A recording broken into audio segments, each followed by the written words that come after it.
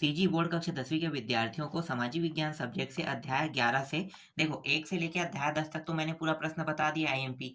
अब 11 से जो प्रश्न होगा उनको आपको टिक करना है, ठीक है। तो 11 से आने वाले जो प्रश्न है वार्षिक पेपर में उनको मैं बता देता हूँ, और जिन प्रश्नों को मैं टिक नहीं करूंगा उसको आप छोड़ सकते हो, क्योंकि वो प्रश्न एग्जाम में नहीं आएगा।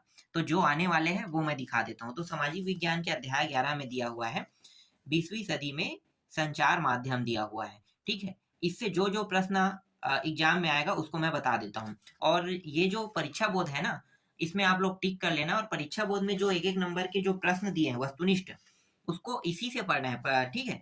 परीक्षा बोध से ही पढ़ना है, क्योंकि परीक्षा बोध से 8 से 10 प्रश्न फंसते हैं। 5 से 7 प्रश्न इस परीक्षा बोध से नहीं आएगा, और वो कहाँ से आएगा तो उसकी जानकारी मैं बाद में आपको दे दूंगा, ठीक है, अंतिम वीडियो के समय। तो अभी मैं जो जो प्रश्न आपको टिक कराऊंगा उन प्रश्नों को टिक कर लेना, ठीक है।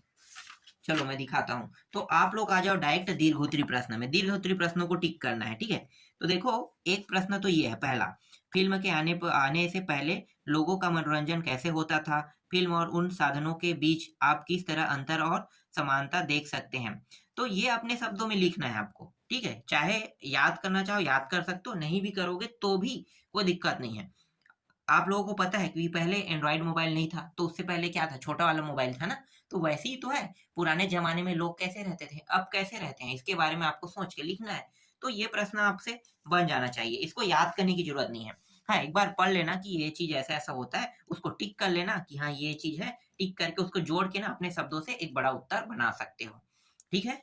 चलो मैं आगे दिखाता हूँ। दूसरा प्रश्न को भी आपको टिक कर लेना है। ये 2017 में एबीसी तीनों सेट में आया था, तो ये तो महत्वपूर्ण रहेगा, क्योंकि 2017 के सेट के प्रश्नों को उठाया जाता है। इसके बाद आपको दिखाता हूँ, ठीक है, ये वाला प्रश्न तीसरा, इसको भी टिक कर लेना है। आधुनिक संचार माध्यम के विभिन्न पहलुओं, सूचना देना, संवाद और माध्यम, मतलब इसका मतलब ये है कि सूचना क्या था, संवाद मतलब वार्तालाप होता है ना, एक दूसरे से बात करना, मनोरंजन खेलकूद के साधन क्या थे, ठीक है, लोगों की सोच क्या होती थी, अभिरुचि क्या, वो किन किन चीजों में अपनी इच्छा रखते थे, तो ये सारी चीजों के बारे में इसमें लिखना है। और मोबाइल फोन की भी समीक्षा करेगा है, तो मोबाइल फोन आने के बाद क्या विकास हुआ इसके बारे में आपको बताना है। बहुत आसान है, इसको टिक कर लेना, ठीक है। इसके बाद देखो यहाँ पे है ये चौथा प्रश्न, इसको भी टिक करना है। आधुनिक मास मीडिया में वैज्ञानिकों की क्या भूमिका है? तो ये भी आसान है, ठीक है। चलो एक बार पढ़ना, पढ़ के समझने की कोशिश करना कि इसमें मुख्य मुख्य पॉइंट क्या है, उसको नोट कर लेना, उसके बाद जोड़ के आप लोग बना सकते हो उत्तर। इसी तरह से पांचवा प्रश्न को भी टिक करना है। ये अथवा में इसे ये नाम से बोला जाता है, और नए युग की मीडिया के नाम से किसे जाना जाता है, कह रहा है, ठीक है। तो देख सकते हो नए युग की मीडिया क्या है, और अभी आधुनिक युग की मीडिया, और ये नए युग की मीडिया, तो वही है। नए युग और आधुनिक युग दोनों अलग अलग नहीं है, ठीक है। आधुनिक मतलब अभी के युग को बोलते हैं, और नए युग भी अभी के युग को बोला जाता है। तो यही दोनों चीज, जो प्रश्न अभी मैंने चौथा बताया था उसमें भी पूरा यही आंसर लिखना है।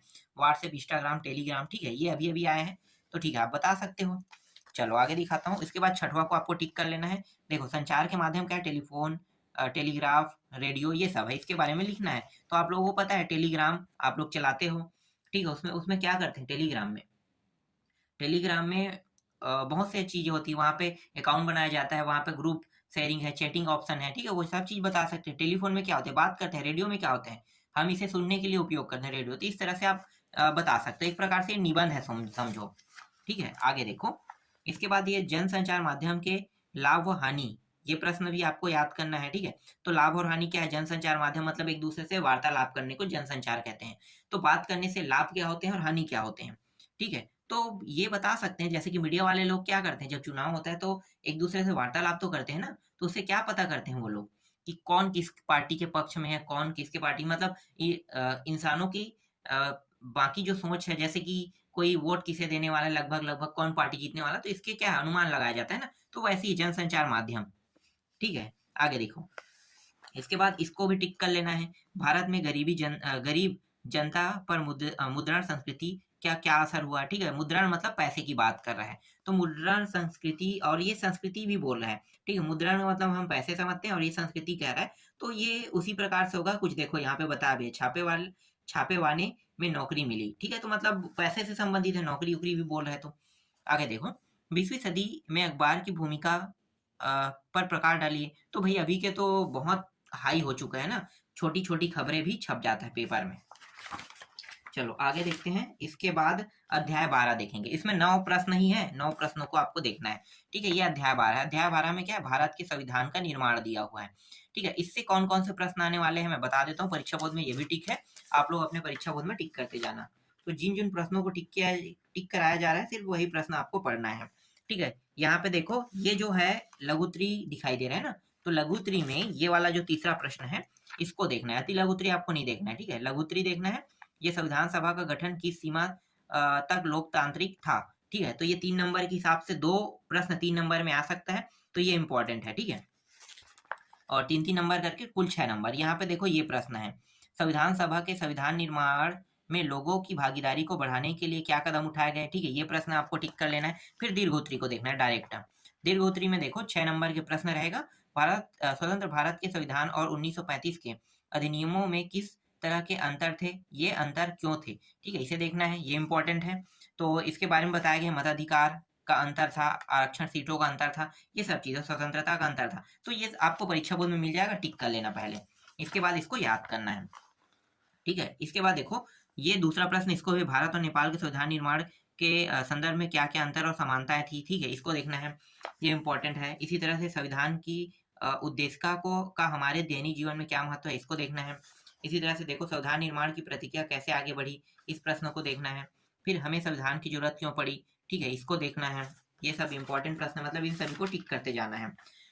इसमें ज्यादा नहीं पढ़ना है, जितना दिया जा रहा है उतना ही पढ़ना है। ठीक है, ये प्रश्न भी पढ़ लेना। ठीक है, भारत के संप्रभु समाजवादी धर्मनिरपेक्ष लोकतांत्रिक गणराज्य के बारे में, ये संविधान का मुख्य टॉपिक है। शुरू वाला जो संविधान का है ना, उसमें इसे बोला जाता है। प्रभुत्व संपन्न का मतलब क्या होता है, धर्मनिरपेक्ष हम सभी धर्मों को मानते हैं। प्रभुत्व संपन्न का मतलब होता है आंतरिक और बाहरी रूप से स्वतंत्र होना। और ये समाजवादी का मतलब क्या, सरकार के अंदर जितने भी है, ठीक है, वो क्षेत्र सरकारी को समाजवादी कहते हैं। लोकतांत्रिक, लोकतांत्रिक मतलब जनता के द्वारा चुने हुए लोगों को क्या कहते हैं, लोकतांत्रिक। तो इस तरह से आप कुछ कुछ टॉपिक लिख सकते हैं। गणराज्य का मतलब क्या होता है, गणराज्य जो है ना, हमारा राष्ट्र अध्यक्ष भी एकदम स्वतंत्र चुना जाता है। ठीक है, तो अध्यक्ष कोई बादशाह नहीं होता, मतलब ये स्वतंत्र चुना जाता है, लेकिन इसके पास कोई भी शक्ति नहीं होता है, उसे गणराज्य कहते हैं। यहाँ पे जो लिखा है वो थोड़ा सा अलग लिखा है, मैं जो बता रहा हूँ अलग बता रहा हूँ, लेकिन मैं जो बता रहा हूँ एकदम एथेंटिक बता रहा हूँ। ठीक है, इसके बाद यहाँ पे संविधान की प्रस्तावना का महत्व लिखे कह रहा है, तो इसको भी आपको याद कर लेना है। और ये वाला प्रश्न भी है जो 8वां प्रश्न है, भारतीय संविधान की प्रमुख विशेषता समझाए, इसको याद कर लेना है। तो 6 नंबर के प्रश्न में यही सब प्रश्न देखने को मिलेगा। ठीक है, इसके बाद मैं आपको दिखा देता हूँ अध्याय 13। अध्याय 13 में क्या दिया है, संविधान, शासन व्यवस्था और सामाजिक सरोकार दिया हुआ है। ठीक है, इस अध्याय में कौन कौन से प्रश्न पढ़ना है तो मैं आपको बता देता हूँ। चलो कौन कौन से प्रश्न पढ़ना है, तो देखो एक प्रश्न तो ये है। ठीक है, शक्ति पृथक सिद्धांत का संक्षिप्त परिचय दीजिए कह रहे हैं, ये प्रश्न आपको पढ़ना है। इसके बाद ये वाला प्रश्न है, इसको भी याद कर लेना है। ठीक है, भारत का राष्ट्रपति बनने के लिए कौन कौन सी योग्यता होनी चाहिए। ठीक है, इसको देख लेना है। तो यहाँ पे देखो आयु सीमा, ये चीज बताया गया है। फिलहाल ये बहुत छोटा प्रश्न है, लेकिन इसे विस्तार से पूछेगा तो 6 नंबर में आएगा ये। ठीक है, तो विस्तार के हिसाब से मैं दे रहा हूँ यहाँ पे। और ये है संसद का न्यायिक वाला जो काम है ना, काम क्या है, तो इसके बारे में पूछ सकता है। तो ये 6 नंबर के लायक प्रश्न है। ठीक है, इसको देख लेना। फिर मैं आपको दिखाता हूँ, डायरेक्ट 7वां दिखाता हूँ। ठीक है, 7वां में देखो क्या, न्यायपालिका की स्वतंत्रता का अर्थ यह है कि न्यायपालिका किसी के प्रति जवाबदेही नहीं है। अपना उत्तर अधिकतम 100 शब्दों में दीजिए कह रहा है, ये प्रश्न है। लोकसभा के गठन की संक्षिप्त प्रक्रिया लिखिए। ठीक है, पूरा प्रक्रिया के बारे में यहाँ पे बताया गया है, बहुत आसान प्रश्न है, देख लेना।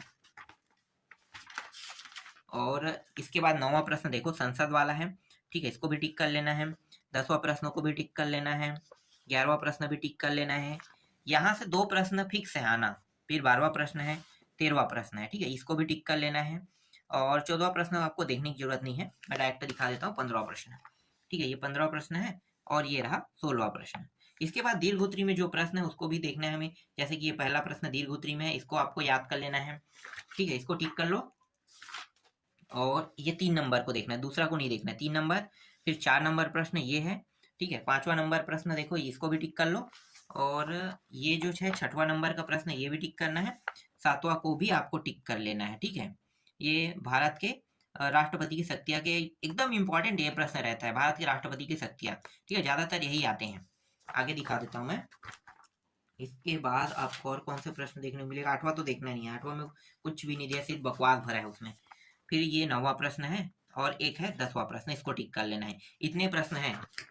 ठीक है, और थोड़ी देख रहा हूँ, और हाँ 2 प्रश्न और है, ये 11वां प्रश्न और ये रहा 12वां प्रश्न।